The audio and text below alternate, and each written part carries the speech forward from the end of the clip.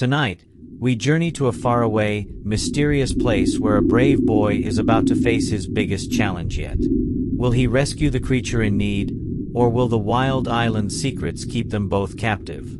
You're about to find out right now, as we conclude the enchanting tale of My Father's Dragon. Welcome to Luminous Imaginations, your cozy sanctuary for bedtime stories and calming nightlight videos. I'm so glad you're here to unwind with me. We're diving into Chapter 10, My Father Finds the Dragon, from Ruth Stiles Gannett's timeless Newbery Honor book, My Father's Dragon. Our young hero, Elmer Elevator, has journeyed across treacherous seas and outsmarted cunning animals, all to reach a baby dragon held captive on Wild Island. But with a horde of angry beasts hot on his trail, how will he possibly cut the dragon free and escape? And what happens to the animals left stranded on a river of lollipops? Get ready to drift into Dreamland with our soothing narration, designed for peaceful sleep, accompanied by our unique red-orb visuals that gently guide your little one towards restful slumber. This multisensory experience is crafted to support your child's natural melatonin rise, making bedtime a calm and consistent routine. Now, settle in, take a deep breath, and let's discover the thrilling conclusion of Elmer's adventure. If you're enjoying this gentle journey, please take a moment to like and comment on this video and subscribe to Luminous Imaginations for more calming stories every week. Now, let the magic unfold. Chapter 1. My Father Meets the Cat. One cold, rainy day, when my father was a little boy, he met an old alley cat on his street.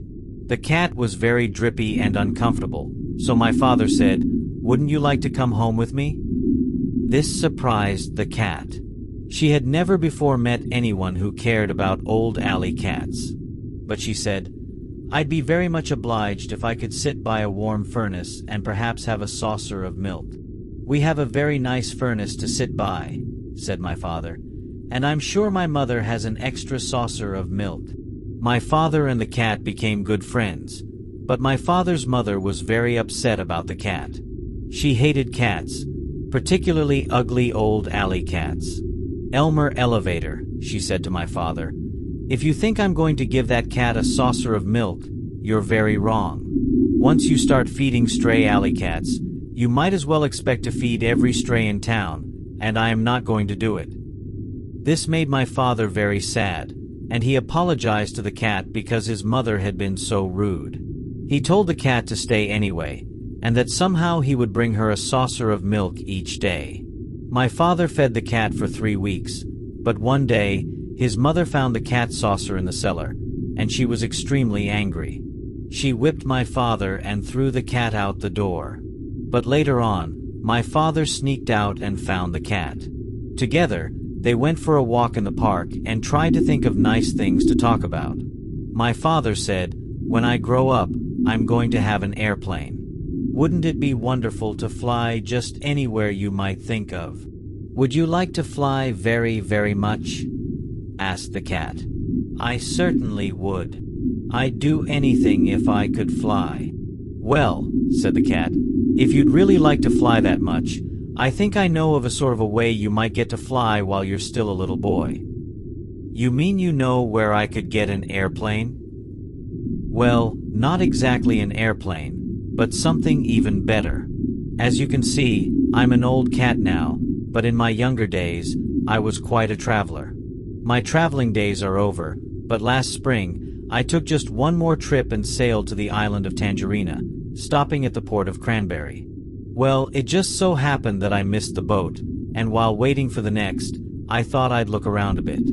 I was particularly interested in a place called Wild Island, which we had passed on our way to Tangerina.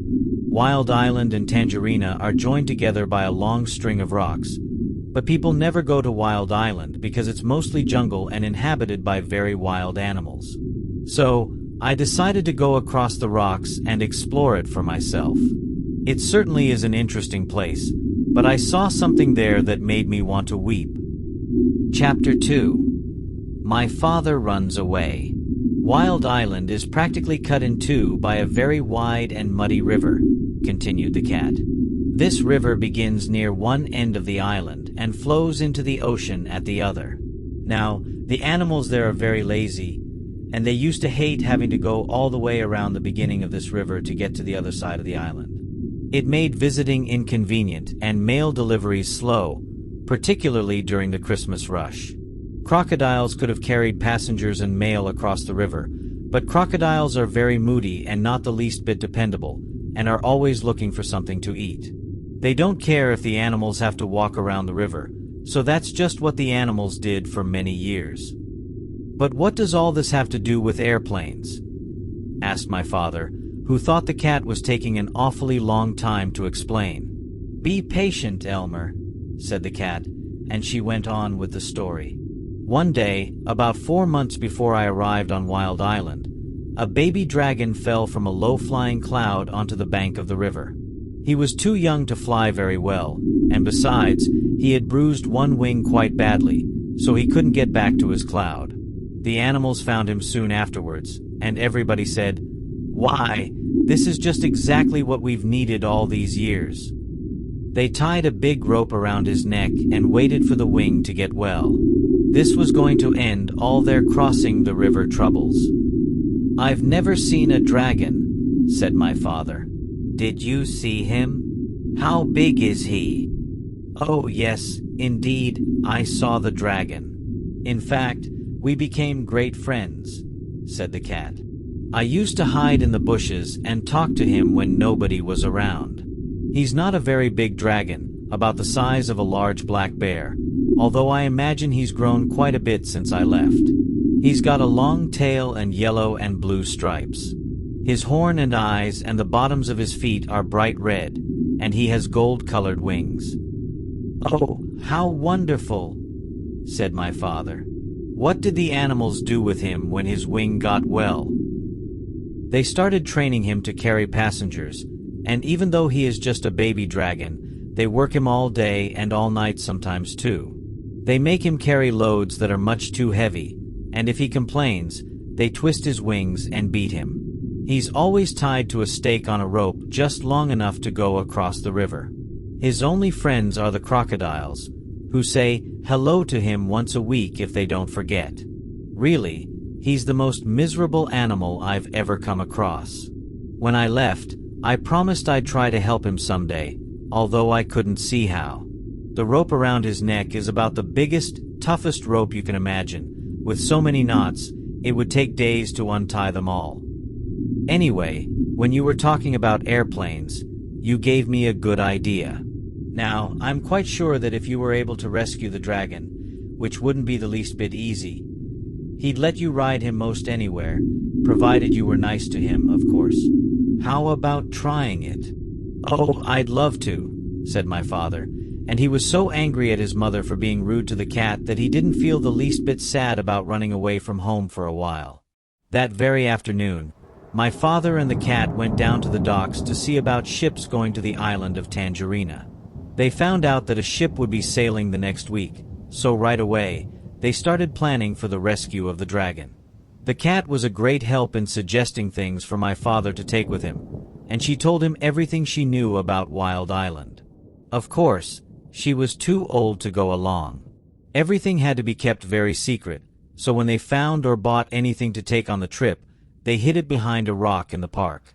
The night before my father sailed, he borrowed his father's knapsack, and he and the cat packed everything very carefully. He took chewing gum, 2 dozen pink lollipops, a package of rubber bands, black rubber boots, a compass, a toothbrush and a tube of toothpaste, 6 magnifying glasses, a very sharp jackknife, a comb and a hairbrush, 7 hair ribbons of different colors, an empty grain bag with a label saying cranberry, some clean clothes, and enough food to last my father while he was on the ship. He couldn't live on mice, so he took 25 peanut butter and jelly sandwiches and 6 apples, because that's all the apples he could find in the pantry.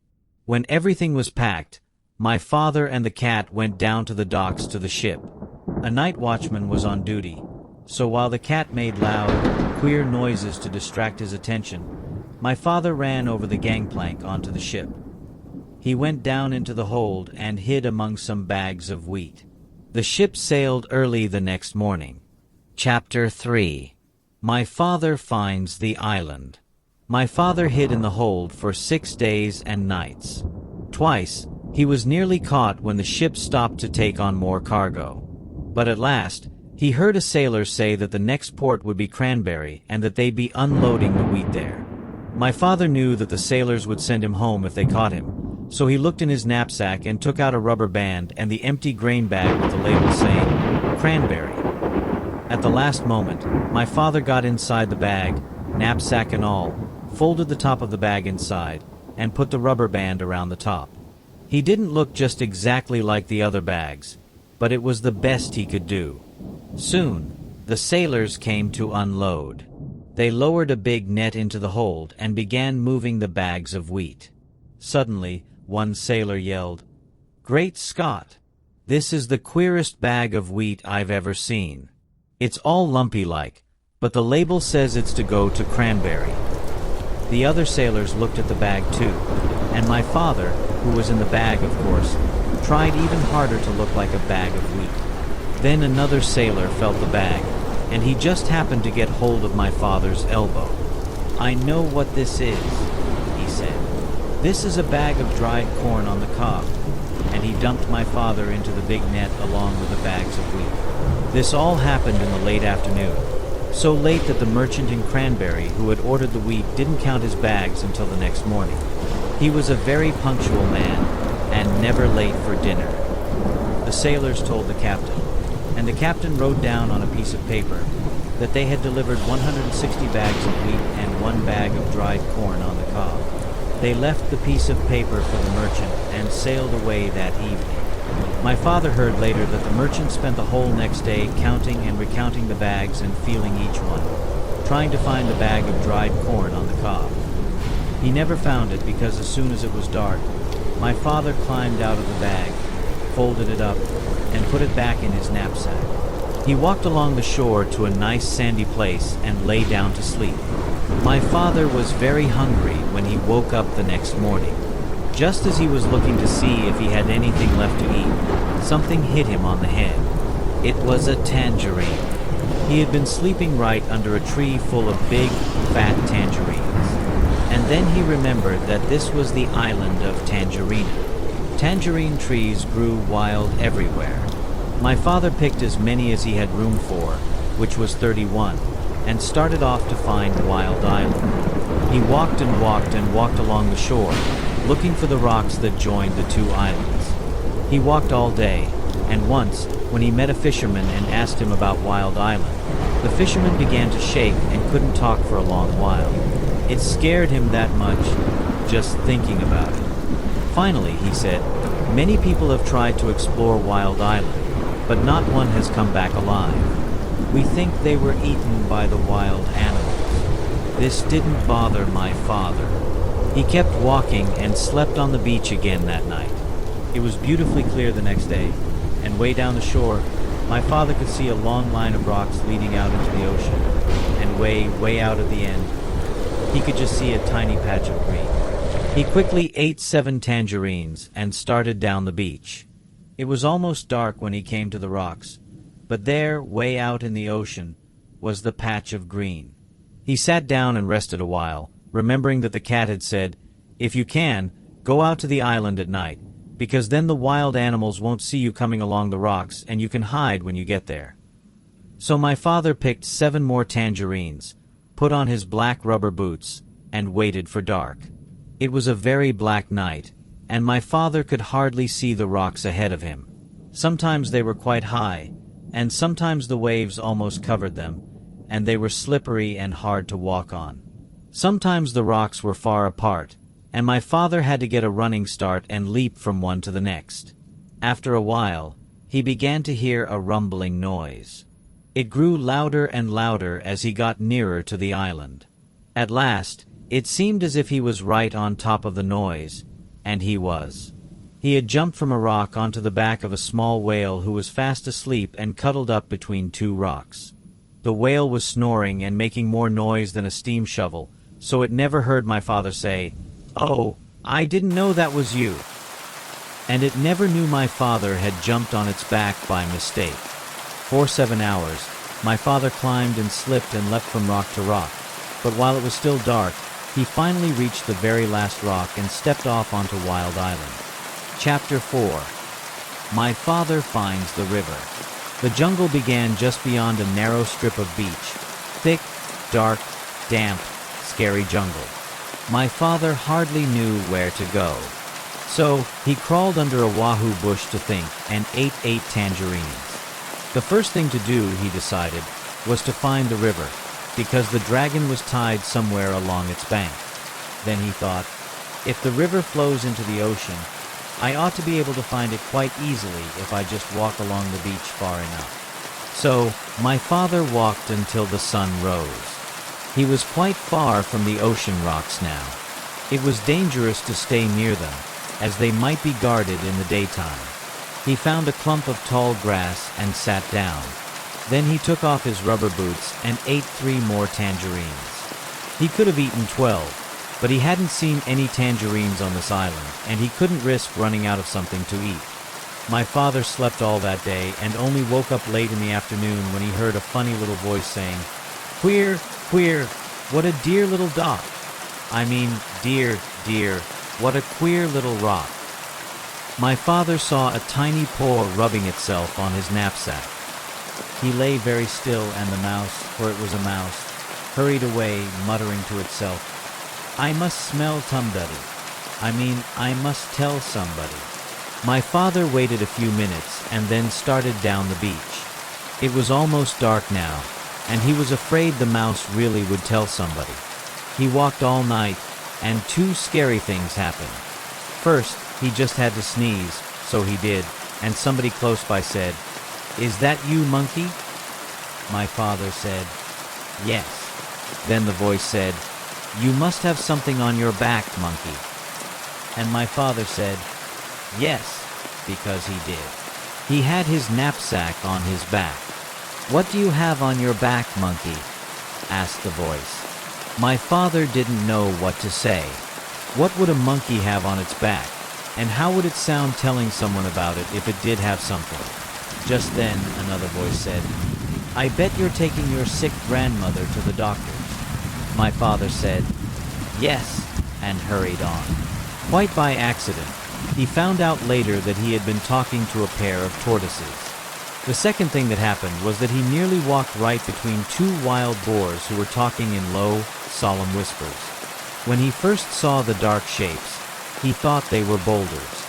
Just in time, he heard one of them say, "There are 3 signs of a recent invasion.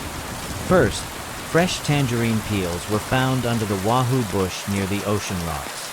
Second, a mouse reported an extraordinary rock some distance from the ocean rocks, which, upon further investigation, simply wasn't there. However, more fresh tangerine peels were found in the same spot, which is the 3rd sign of invasion. Since tangerines do not grow on our island, somebody must have brought them across the ocean rocks from the other island, which may or may not have something to do with the appearance and or disappearance of the extraordinary rock reported by the mouse." After a long silence, the other boar said, "You know, I think we're taking all this too seriously. Those peels probably floated over here all by themselves, and you know how unreliable mice are. Besides, if there had been an invasion, I would have seen it." "Perhaps you're right," said the first boar. "Shall we retire?" Whereupon, they both trundled back into the jungle. Well, that taught my father a lesson, and after that, he saved all his tangerine peels. He walked all night and toward morning came to the river. Then his troubles really began. Chapter 5. My father meets some tigers. The river was very wide and muddy, and the jungle was very gloomy and dense. The trees grew close to each other, and what room there was between them was taken up by great high ferns with sticky leaves. My father hated to leave the beach, but he decided to start along the riverbank where at least the jungle wasn't quite so thick. He ate 3 tangerines, making sure to keep all the peels this time, and put on his rubber boots. My father tried to follow the riverbank, but it was very swampy, and as he went farther, the swamp became deeper. When it was almost as deep as his boot tops, He got stuck in the oozy, mucky mud.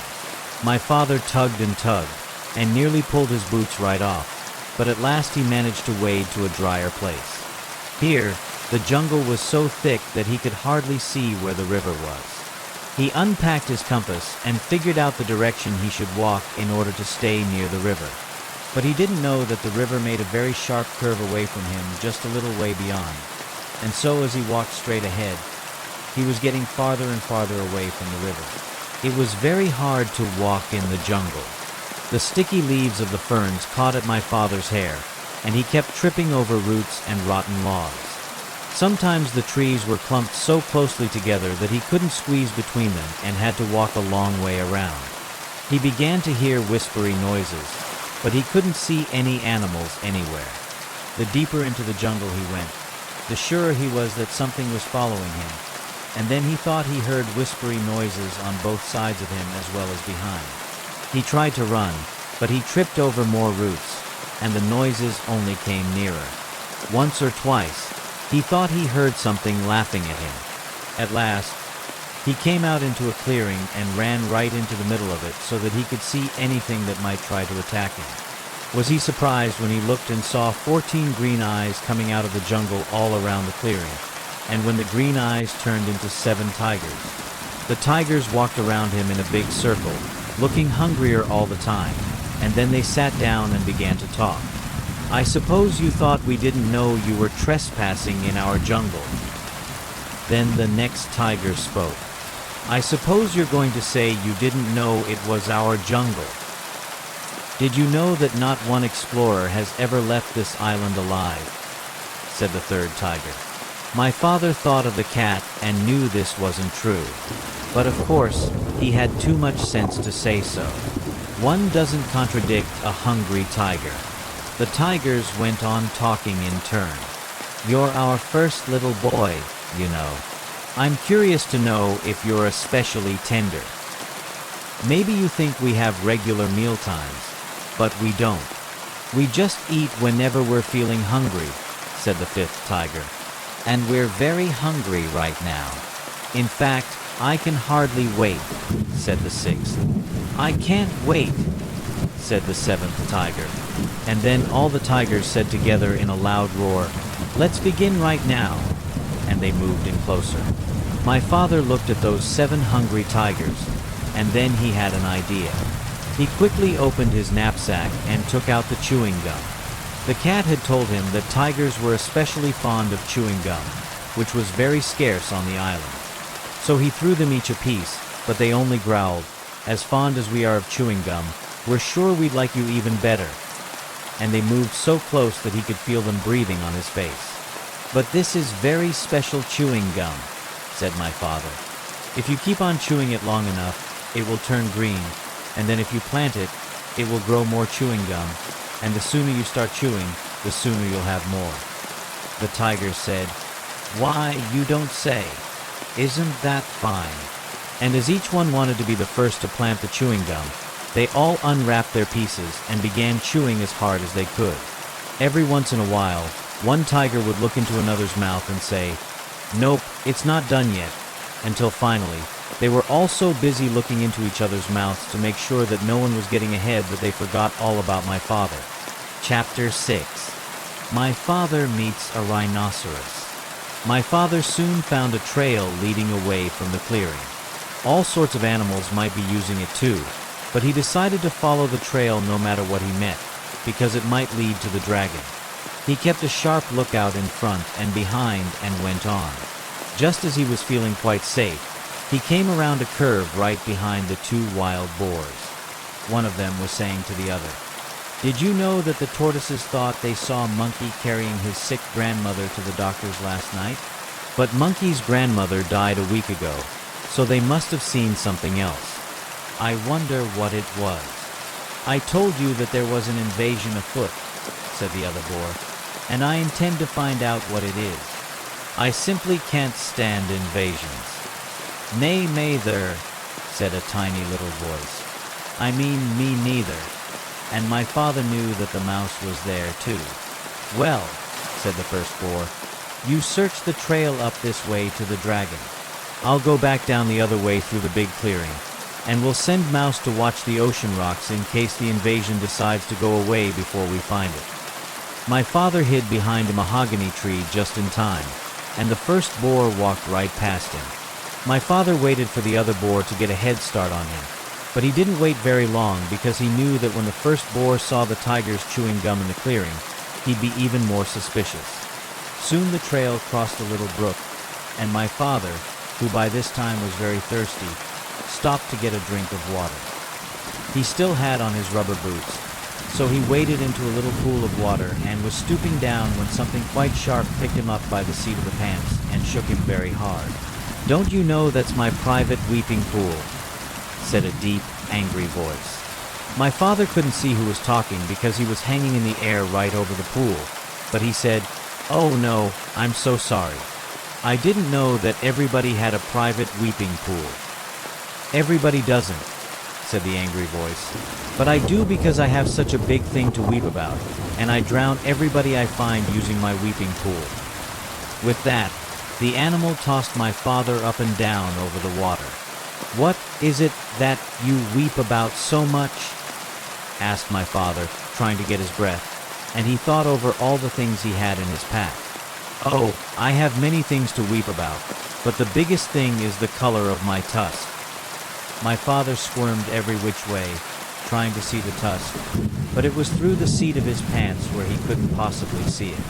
"When I was a young rhinoceros, my tusk was pearly white," said the animal, and then my father knew that he was hanging by the seat of his pants from a rhinoceros tusk.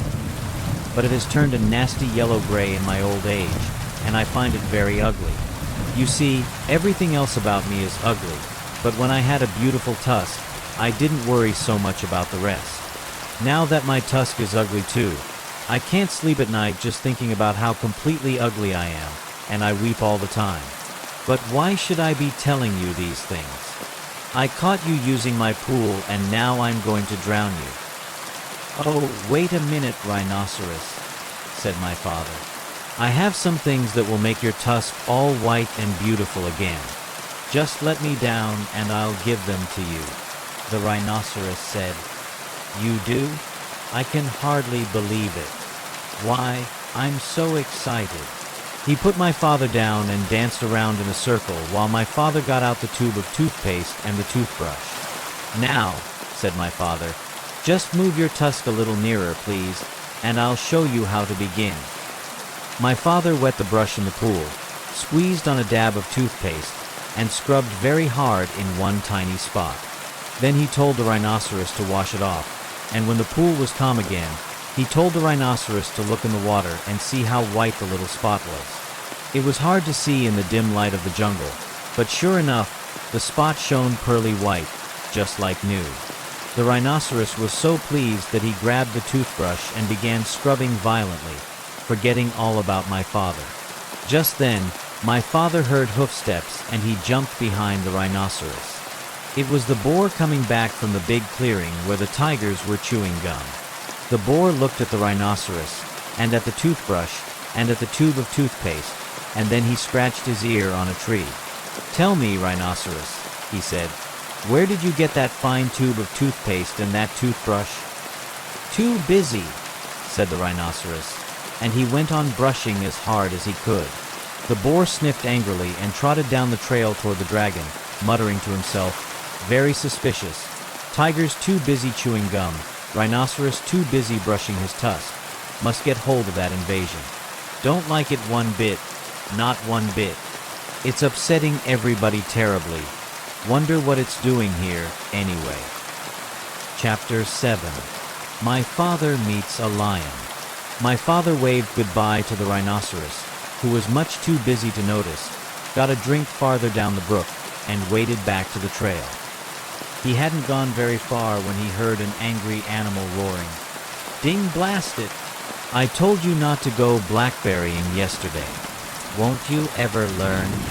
What will your mother say?"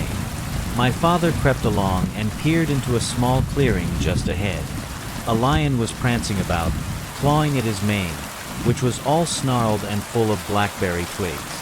The more he clawed, the worse it became, and the madder he grew, and the more he yelled at himself, because it was himself he was yelling at all the time. My father could see that the trail went through the clearing, so he decided to crawl around the edge in the underbrush and not disturb the lion. He crawled, and the yelling grew louder and louder. Just as he was about to reach the trail on the other side, the yelling suddenly stopped. My father looked around and saw the lion glaring at him. The lion charged and skidded to a stop a few inches away. "Who are you?" the lion yelled at my father. "My name is Elmer Elevator." "Where do you think you're going?" "I'm going home," said my father. "That's what you think," said the lion. "Ordinarily, I'd save you for afternoon tea, but I happen to be upset enough and hungry enough to eat you right now." And he picked up my father in his front paws to feel how fat he was. My father said, "Oh, please, lion, before you eat me, tell me why you are so particularly upset today." "It's my mane," said the lion, as he was figuring how many bites a little boy would make. "You see what a dreadful mess it is, and I don't seem to be able to do anything about it. My mother is coming over on the dragon this afternoon, and if she sees me this way, I'm afraid she'll stop my allowance. She can't stand messy manies. But I'm going to eat you now, so it won't make any difference to you." "Oh, wait a minute," said my father, "and I'll give you just the things you need to make your mane all tidy and beautiful. I have them here in my pack." "You do?" said the lion. "Well, give them to me, and perhaps I'll save you for afternoon tea after all." And he put my father down on the ground. My father opened the pack and took out the comb and the brush and the 7 hair ribbons of different colors. "Look," he said, "I'll show you what to do on your forelock, where you can watch me. First, you brush a while, and then you comb, and then you brush again until all the twigs and snarls are gone. Then you divide it up in 3 and braid it like this and tie a ribbon around the end." As my father was doing this, the lion watched very carefully and began to look much happier. When my father tied on the ribbon, he was all smiles. "Oh, that's wonderful, really wonderful," said the lion. "Let me have the comb and brush and see if I can do it."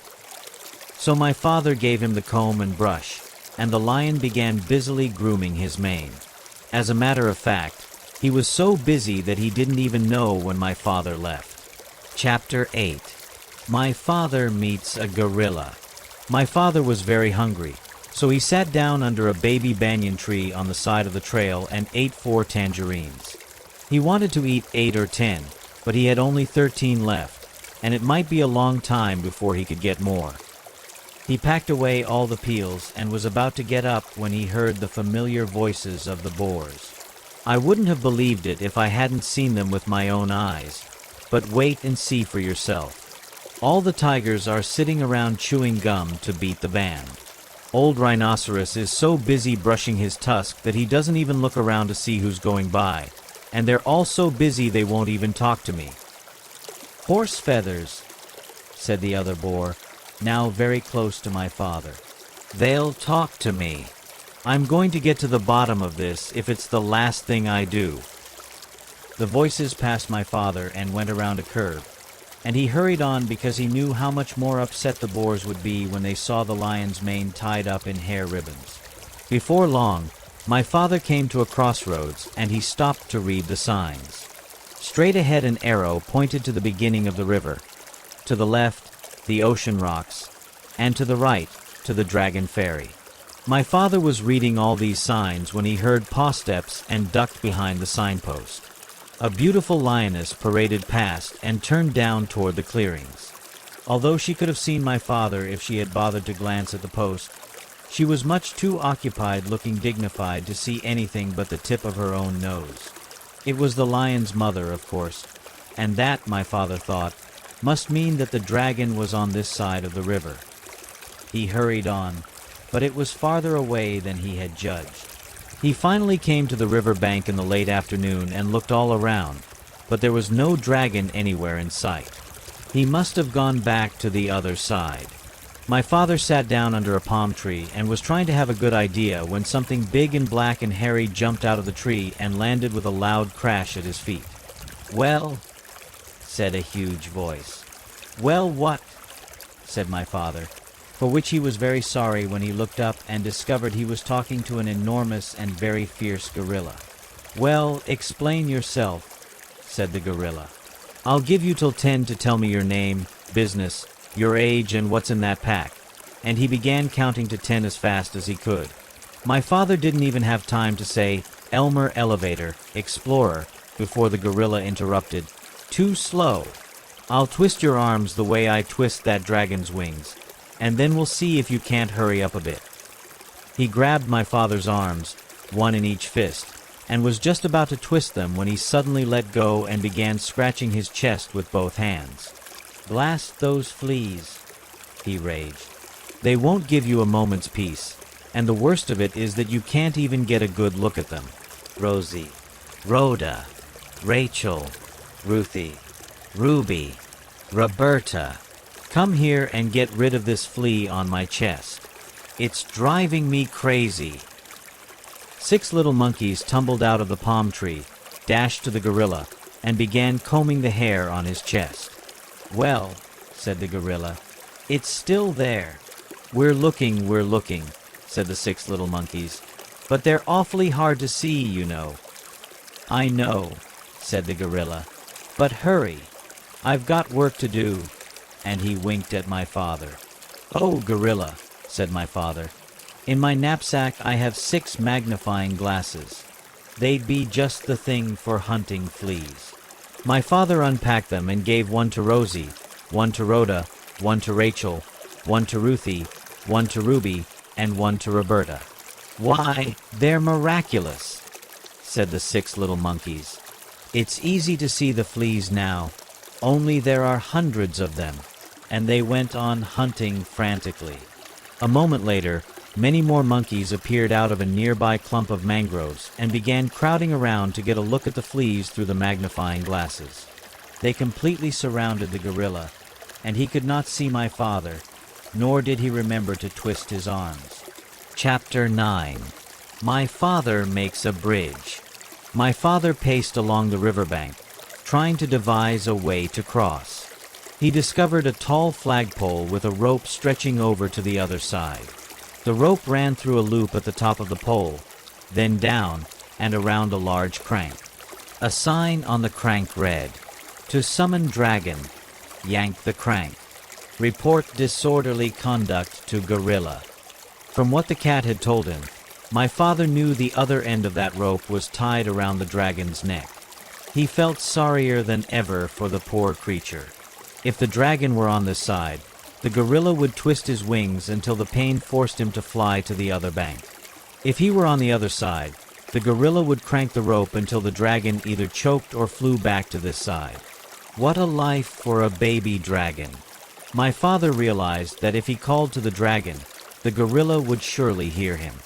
So, he considered climbing the pole and traversing the rope.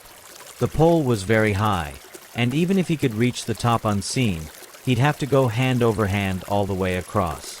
The river was murky, and all sorts of unfriendly things might live in it, but my father could think of no other way.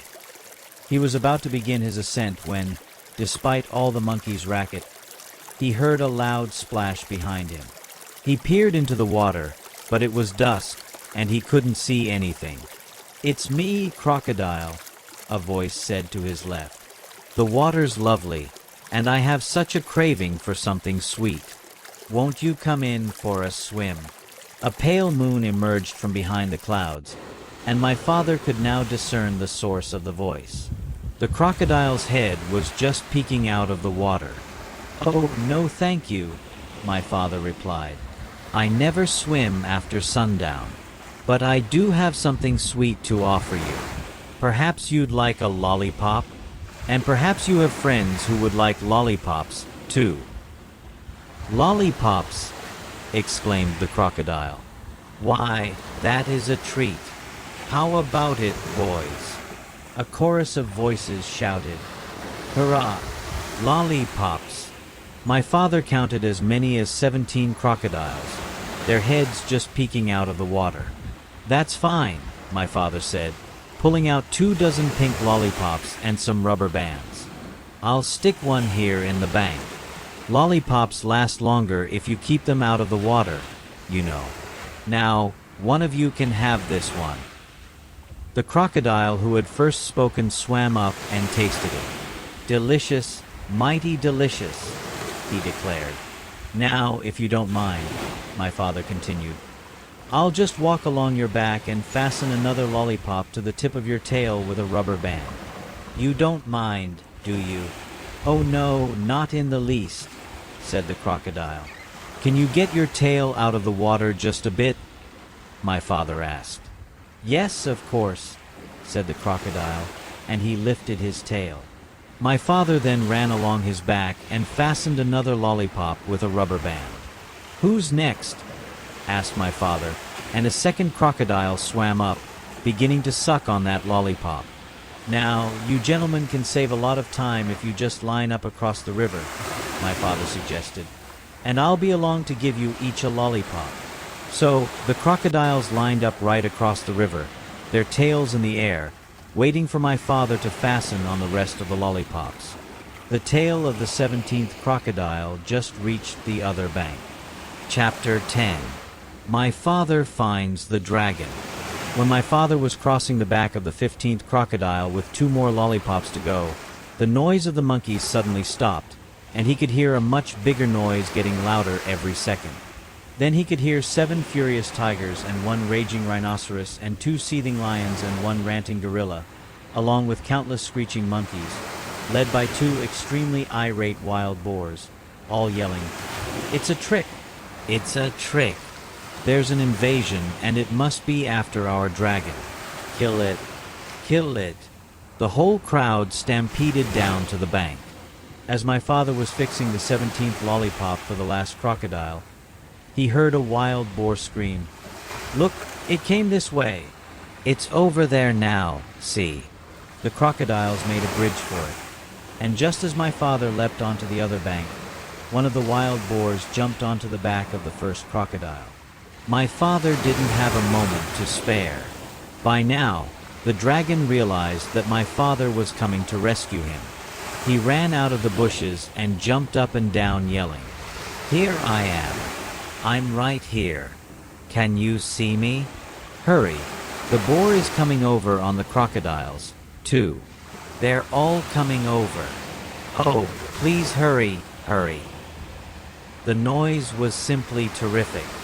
My father ran up to the dragon and took out his very sharp jackknife. "Steady, old boy, steady. We'll make it. Just stand still," he told the dragon as he began to saw through the big rope. By this time, both boars, all 7 tigers, the 2 lions, the rhinoceros, and the gorilla, along with the countless screeching monkeys, were all on their way across the crocodiles, and there was still a lot of rope to cut through. "Oh, hurry," the dragon kept saying, and my father again told him to stand still.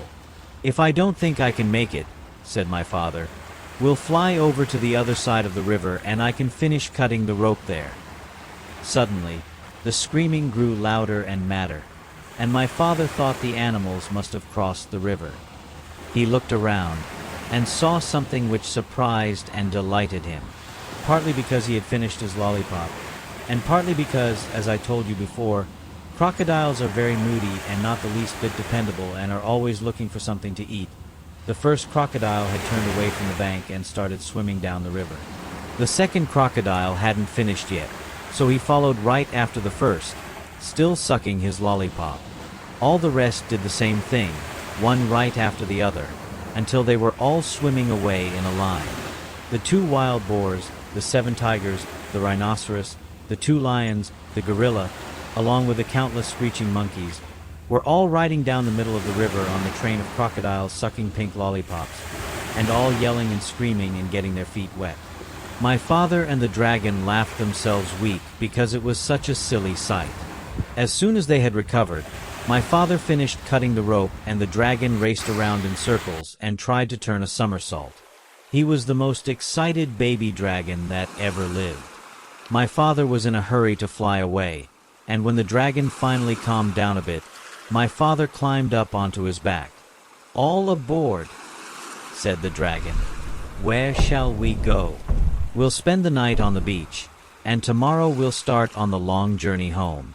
So it's off to the shores of Tangerina," shouted my father as the dragon soared above the dark jungle and the muddy river and all the animals bellowing at them and all the crocodiles licking pink lollipops and grinning wide grins. After all, what did the crocodiles care about a way to cross the river, and what a fine feast they were carrying on their backs.